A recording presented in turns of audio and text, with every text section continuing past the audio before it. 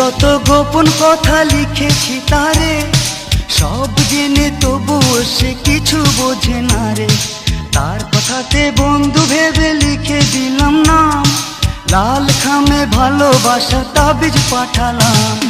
নতুন করে মনের কথা কেমনে তারে কই, কি কথাতে বোঝায় তারে আমার প্রথম সে।